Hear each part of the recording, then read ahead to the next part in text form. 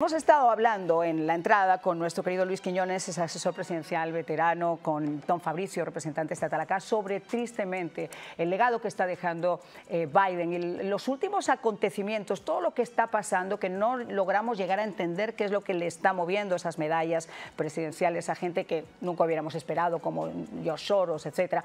Pero hay otro tema que nos preocupa, es el tema de los indultos. Indultos que entregó, como decíamos, primero a su hijo Hunter Biden, con carácter retroactivo por si la investigación del Congreso prosperaba y había más cargos, además de los dos crímenes que ya habían sido probados y juzgados, sino a estos individuos, muchos de ellos asesinos de niñas, que estaban en el corredor de la muerte esperando para ser ejecutados, individuos que habían cometido delitos de sangre y asesinatos de más de 11 personas. Es decir, ¿cuál es el sentido de todo eso? Sobre la incógnita de si realmente este tipo de decisiones vienen realmente pensadas, analizadas por el presidente saliente Joe Biden, o si simplemente Joe Biden no está ya presente en la Casa Blanca como tal, en el gobierno. Yo soy de los que se inclina a ese lado, y simplemente en un círculo alrededor de él que lo influyen, o básicamente, de manera más coloquial, le toman la mano para ir a firmar este tipo de decisiones que no caben en la cabeza. Le entiendo lo de su hijo, porque yo diría, bueno, es su hijo y al final del día, más allá de si políticamente es correcto o no, es su hijo. Pero lo que acabas de mencionar, Marianne, ha sido terrible, ha dejado un mal sabor de bocas, y sobre todo en las familiares de esas víctimas que tristemente ven ahora que ese personaje que ya tenía una condena, ¿no?, que iba a ser ejecutado, ahora simplemente va a pasar el resto de su vida tranquilo en una cárcel con los impuestos del erario público. Y esto todo precisamente por el presidente Joe Biden, que toma esta decisión. Y decisiones que a mí me parecen siguen siendo una muestra de lo que nos hemos salvado de otros 4 años de un gobierno que no ha tenido sentido, un gobierno que ha generado unas crisis tremendas, por ejemplo, el tema de la crisis migratoria, el tema del Tren de Aragua que se ha metido a este país durante esta administración, nunca habíamos escuchado algo así hasta esta administración, el tema de la desconfianza en el proceso judicial, en el sistema de justicia, que es debido a esta administración, donde se han visto una cantidad de procesos judiciales sin pies ni cabeza.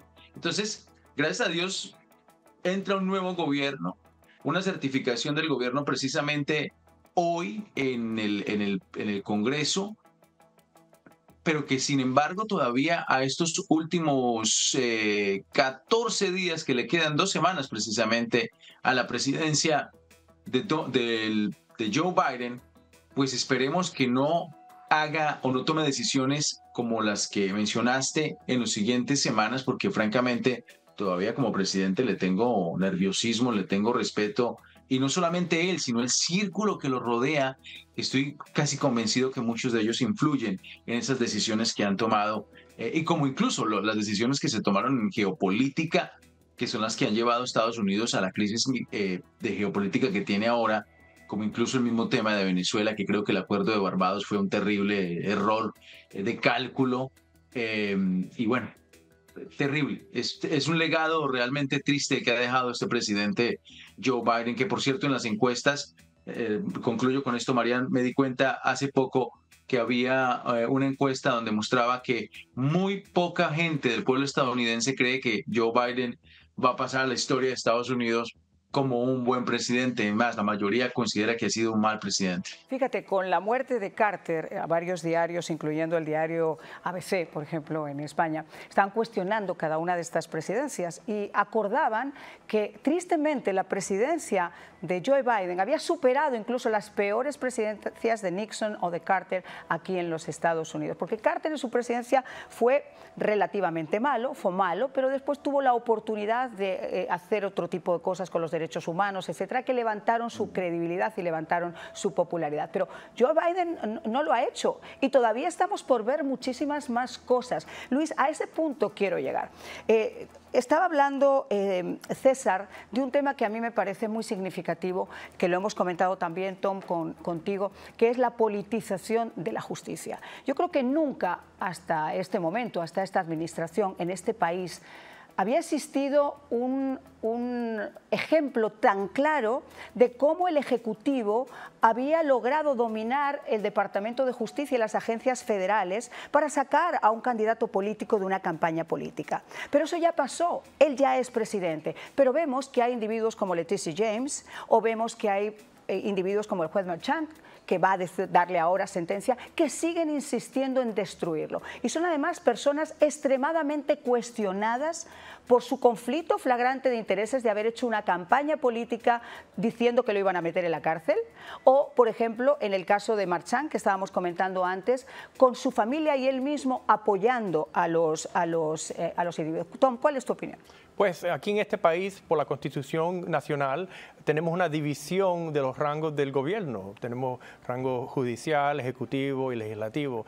Y cuando empiezan a usar el rango judicial para penetrar al proceso político y hacer cambios, eso yo lo veo como un crimen, absolutamente. Yo creo que este uso político de las cortes ha sido absolutamente terrible y yo creo que el pueblo rechaza eso. Claro. Porque vimos en las elecciones que cada vez que le ponían un cargo nuevo a Donald Trump, su popularidad subía hasta más. Y los demócratas no les gustaron eso, no les gustó eso, porque vieron que, mira, esto es un chantaje que le están haciendo al pueblo con estos cargos que le están poniendo al presidente. Tú eres además de representante estatal, eres abogado. Sí. ¿Cómo cuestionas tú como jurista, como abogado, la actuación, por ejemplo, del juez Merchan? No, mira, yo veo que él está actuando afuera de lo que es propio para un juez que haga. Yo creo que hay un conflicto de interés político indicado por sus donaciones políticas y sus actividades políticas, y yo creo que debe haber un recusal y no debe estar sobre este caso en ninguna forma. Luis, desde Washington, esta decisión del juez Merchan de seguir insistiendo, o de Leticia James, a quien ya, por cierto, le pararon los pies diciendo que frene, como decimos en España, pone el freno Madaleno, porque puedes encontrarte con un problema serio si insistes en seguir siendo una bully en contra de una persona que no debería serlo, y mucho menos en la posición que ocupas. Pero Merchan, esa decisión 10 días antes de ser juramentado como presidente, dictar una sentencia en un caso que no es caso y con ese pasado y ese conflicto de intereses de un individuo como este, ¿cómo se ve en Washington? Es una vergüenza en realidad que hemos llegado a un tercer país del mundo donde en realidad sus amigotes, personas que van a ayudar a los líderes, eso estamos llegando a otra Venezuela, a otra Cuba. Qué vergüenza que en este país, que tanto nos sacrificamos los veteranos para defender los derechos de los americanos, que hemos llegado a este punto. Ese payaso que pretende ser juez, risa y risa cada vez que le hagan una entrevista, te aseguro que no va a durar más de 3 años, se va a retirar, va a escribir un libro, va a querer hacer dineral, veremos si estoy correcto o no. Pero digamos, tampoco él está esperando de que la Corte Suprema, o lo que le llaman de Court of Appeals de Nueva York, ya que es ahí no le llaman Corte Suprema, sino que Corte de Appeals, pueda decidir contra lo que él hizo, ya que no hay evidencia. Ellos hicieron una mezcolanza de ley federal, estatal y de los estados para poder llegar a poner un semicaso contra él, lo que hubiera hecho correctamente. Pero mira, eso lo vas a encontrar en tantos lugares, porque lo estamos viendo en Augusta también, lo estamos viendo en un fiscal de Augusta, Georgia, estaba diciendo que él iba a usar lo que sucedió en Atlanta para meterle cargos a Donald Trump todavía en esta época.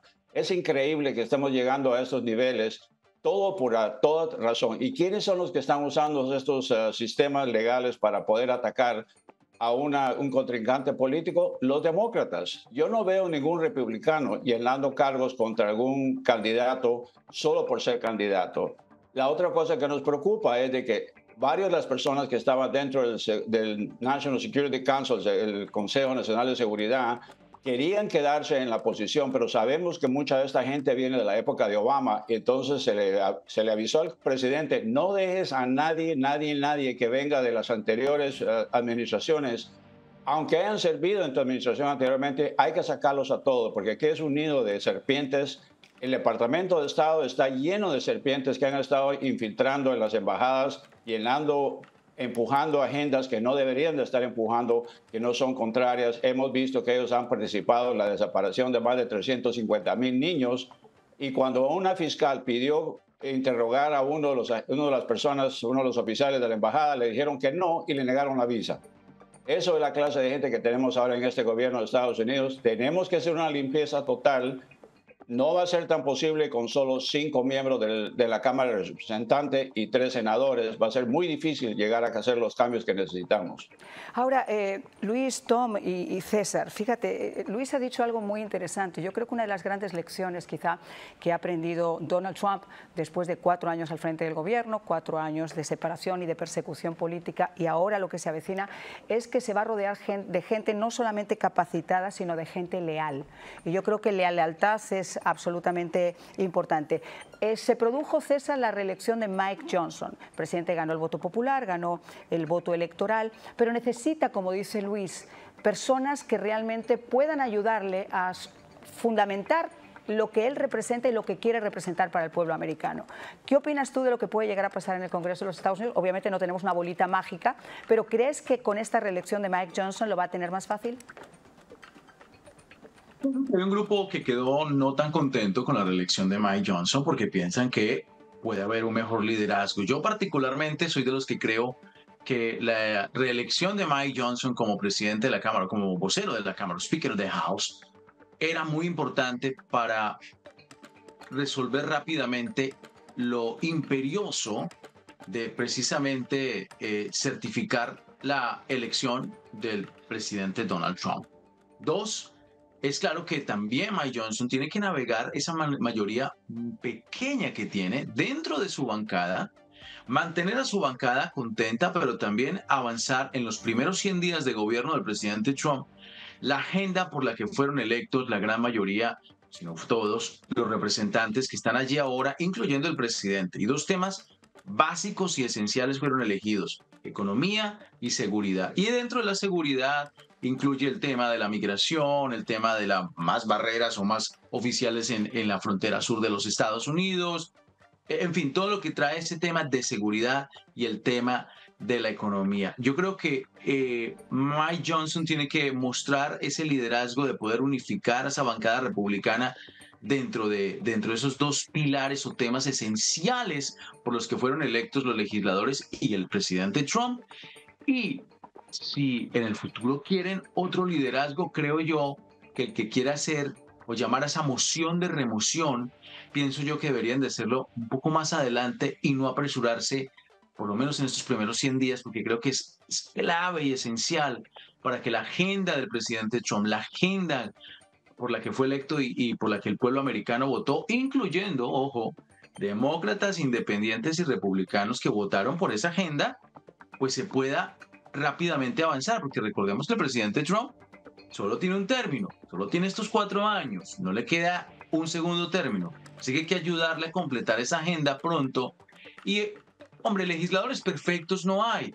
Mike Johnson tal vez no es el legislador perfecto para muchos, pero creo yo que sí hace una buena mancuerna con el presidente Trump y hay que permitirle que a través de él se canalice esa agenda política en el Congreso y avance, porque con los demócratas pues no se puede contar, francamente, y hay que estar atentos a que no vayan a crear precisamente caos dentro de la Cámara Baja. Como lo están tratando de hacer, porque hay que recordar también, y esa es la gran tristeza, y quizás es la gran lección también de estas elecciones, donde estábamos hablando antes en la pausa con Tom, que yo estoy convencida que muchos demócratas que han tenido ese espíritu demócrata, centrista, no estaban de acuerdo con la forma en la que el Partido Demócrata de siempre se había ido tan a la izquierda con esas medidas que se estaban tomando. De eso vamos a hablar justo al comienzo.